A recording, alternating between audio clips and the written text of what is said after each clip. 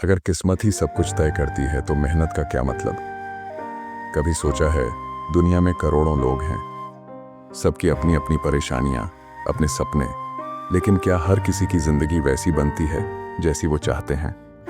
और अगर नहीं तो क्यों? किसी ने कहा था, जो लिखा है वो होकर रहेगा।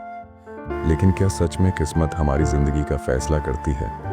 अगर ऐसा है तो फिर वे लोग कैसे सफल हो जाते हैं जो दूसरों से ज्यादा मेहनत करते हैं? सोचिए, एक गरीब किसान का बेटा जो अपनी माँ की दवाई तक नहीं खरीद सकता था, वह देश का सबसे बड़ा उद्योगपति कैसे बन गया? या वह लड़की जिसे सबने कहा तुमसे कुछ नहीं होगा, वह एक दिन ओलंपिक में देश का नाम रोशन कैसे कर गई? क्या यह सब उनकी किस्मत थी या उनकी मेहनत, लगन और न हार मानने वाला जज्बा? दोस्तों, आपका स्वागत है हमारे channel motivation unlimited for you में। आगे बढ़ने से पहले इस वीडियो को लाइक करें, अपने दोस्तों के साथ शेयर करें और चैनल को सब्सक्राइब करना ना भूलें। दोस्तों, इस सवाल का जवाब जानने के लिए इस वीडियो को अंत तक देखिए। आज हम जानेंगे कि क्या सच में मेहनत किस्मत को हरा सकती है, और अगर हाँ तो कैसे। ये कहानी आपकी है। ये कहानी हर उस इंसान की है जिसने कभी सोचा कि क्या मैं अपनी किस्मत बदल सकता हूँ।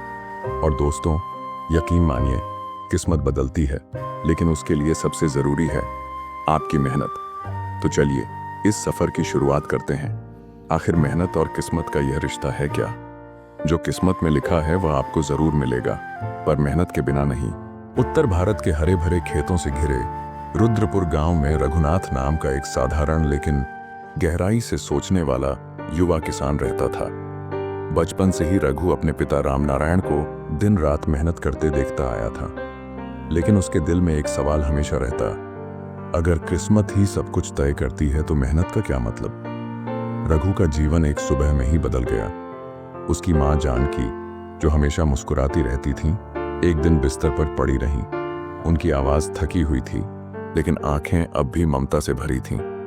रघु ने डरते हुए पूछा, माँ क्या हुआ, आप इतनी चुप क्यों हैं? जानकी ने कांपती आवाज में कहा, बेटा बस थोड़ी थकान है। तुम चिंताहीन। जानकी की तबीयत बिगड़ती गई। पैसे न होने के कारण इलाज नहीं हो पाया और रघु ने अपनी मां को खो दिया। उस दिन रघु ने पहली बार देखा कि गरीबी कितनी निर्दयी हो सकती है। उसने अपने पिता को रोते हुए सुना, शायद भगवान ने हमारे लिए यही लिखा है बेटा। इस वाक्य ने रघु के दिल में घर कर लिया। अब रघु की दुनिया बदल चुकी थी। उसने अपनी पढ़ाई छोड़ दी और अपने पिता के साथ खेत में काम करने लगा। एक दिन रामनारायण खेत की सूखी मिट्टी को देखकर बोले, रघु देखो, हमारी मेहनत बेकार जा रही है, पर हम कर भी क्या सकते हैं, किस्मत का खेल है। रघु ने गंभीर होकर कहा, पिताजी, अगर सब किस्मत का खेल है तो हम इतनी मेहनत क्यों कर रहे हैं? रामनारायण ने गहरी सांस लेते हुए कहा, बेटा, मेहनत हमारी किस्मत का हिस्सा है लल्स, लेकिन कभी कभी भगवान भी हमें भूल जाते हैं। इन शब्दों ने रघु के मन में निराशा भर दी। मंदिर में पंडित जी की बातें सुनने के बाद रघु के मन में हलचल मच गई। पंडित जी ने मुस्कुराते हुए कहा, बेटा, तुम्हारी मेहनत ही तुम्हारी किस्मत है। जो हाथ पर हाथ धरकर बैठते हैं उनकी किस्मत भी सो जाती है। रघु ने सोचा, क्या सच में मैं अपनी किस्मत को बदल सकता हूं? यह पहली बार था जब उसने अपने जीवन को लेकर एक नई दिशा में सोचने की कोशिश की। रघु ने अपने खेत को बेहतर बनाने के लिए जानकारी इकट्ठा करनी शुरू की। जब उसने जैविक खाद और अच्छी गुणवत्ता के बीज खरीदे तो पिता ने आश्चर्य से पूछा, रघु, ये सब करने की क्या जरूरत है? हमारे पास इतने पैसे भी नहीं हैं। रघु ने दृढ़ता से कहा, पिताजी, अगर हमें कुछ बदलना है तो कोशिश करनी ही होगी। धीरे धीरे फसल बेहतर होने लगी। जब पहली बार अच्छी फसल हुई तो रघु की आंखों में आंसू थे। उसने महसूस किया कि मेहनत का फल कितना मीठा हो सकता है। जब रघु ने गांव में एक छोटी दुकान खोलने का सपना देखा तो पिता ने निराश होकर कहा, बेटा, तुम्हारे सपने बहुत बड़े हैं, हमारे पास इतने पैसे कहाँ हैं? रघु ने मुस्कुराते हुए कहा, पिताजी, पैसे नहीं है, पर हिम्मत तो है। मैं कुछ ना कुछ कर लूंगा। वह दिन रात छोटे छोटे काम करता। एक बार उसने अपने हाथों पर पड़े छाले देखकर खुद से कहा, ये छाले मुझे मेरी मंजिल तक ले जाएंगे। जब 5 साल बाद रघु ने अपनी पहली दुकान खोली तो वह खुद को रोक नहीं पाया। उसने पिता से कहा, देखा पिताजी, अगर हम कोशिश करें तो किस्मत भी हमारा साथ देती है।